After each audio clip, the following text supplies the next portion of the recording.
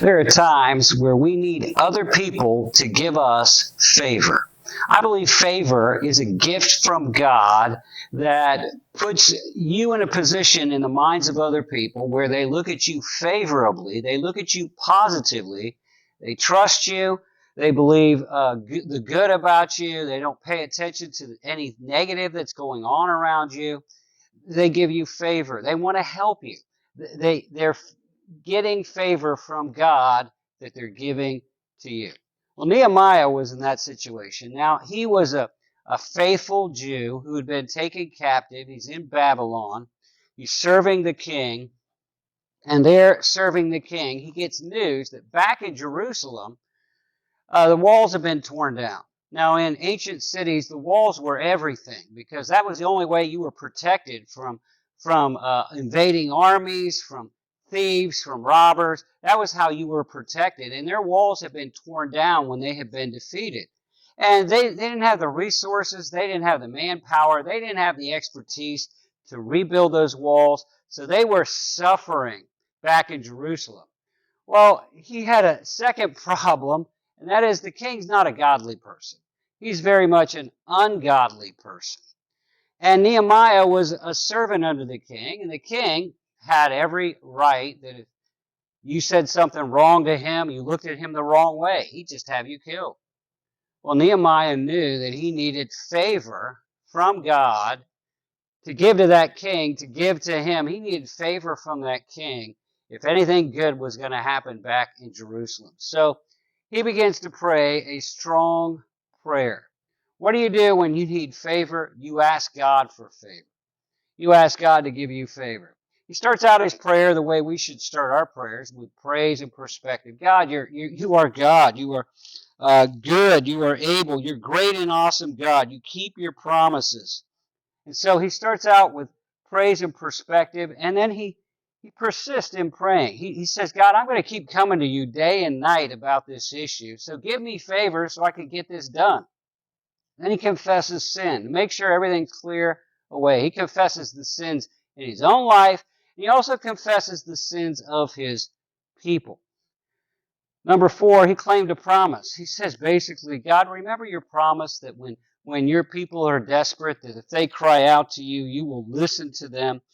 God, remember your promise that if we return to you, you will honor us and bless us and restore us back to our city, and you will put your name on that restoration. God, remember your promise. I think it's very, very powerful to pray the promises of God. I love to pray promises. I read the Bible looking for promises to pray for myself, to pray for my family, to pray for my ministry. Well, then he offers. Finally, he goes through praise, persistence, confession, claiming a promise. Now he offers his petition. Our prayer for the day, grant me favor. Who do you need favor from? Is it a family member? Is it a boss? Is it a coworker? Is it a board? Is it a government agency? Is it a government official? Is it a religious official? Where do you need favor? Ask God to grant you favor. And then he didn't just ask, but he took action. His job as the cupbearer, he was supposed to taste the wine for the king, make sure it wasn't poison. This is a tricky job because if you don't look good in the presence of the king, he could kill you. So he goes in and he's sad. He's brokenhearted. He's been fasting and praying for Jerusalem. And the king says, what's wrong? And he took action. He said, okay, I said to the king, I took action. I told him what was wrong. The walls are torn down in Jerusalem, and somebody needs to go back and rebuild those walls. And then as he comes before the king, it says in verse 4, I think this is interesting. The king said to me, well, what do you request? What are you asking me for? What do you want me to do about it? Which means God's already given favor because he's wanting to help. And so Nehemiah doesn't end there. In his mind, while the king's talking to the king, he prays an arrow prayer. God, help me. God, grant me favor. Okay, God, I'm going to do a big ask here. Grant me favor. So he asked the king to get off work so he can go back to Israel, to give him what he needs in people, in equipment, in resources to get the job done, to give him papers so that a Jew traveling back through enemy land to Jerusalem would have authority from the king to do what he needed to do. He asked for the whole enchilada, as much as he could think to ask for. He's asking for favor, and what happens? Well, we get to the fact that he is sent by the king.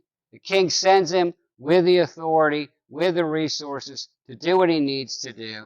He says that obviously the good hand of the Lord is upon me. God has blessed me. God has answered. I prayed in situations in my life where I've needed favor. I needed people to it's terrible when people have you in their mind as somebody of disfavor. It doesn't matter what you do, it's wrong. But it's wonderful when you are a person of favor, and no matter what you do is right. And God has granted me favor in situations so that I can get God's work done more effectively. If you need favor in your life, if somebody you love needs favor from authority or somebody else, this is a great prayer to pray. I pray this prayer often. God, give me favor. Before I speak, I ask God, give me favor with this audience so that I won't be a distraction. They will hear exactly what you want them to hear. So our prayer today is, God, grant me favor. I'm Dave Early. Thank you for joining us. If you'd like to watch these videos every day, they're on this Facebook page, or you can join us and subscribe to our YouTube channel. We're in the midst of a 21-day prayer challenge. This is day 12. Grant me favor. Join us tomorrow for day 13.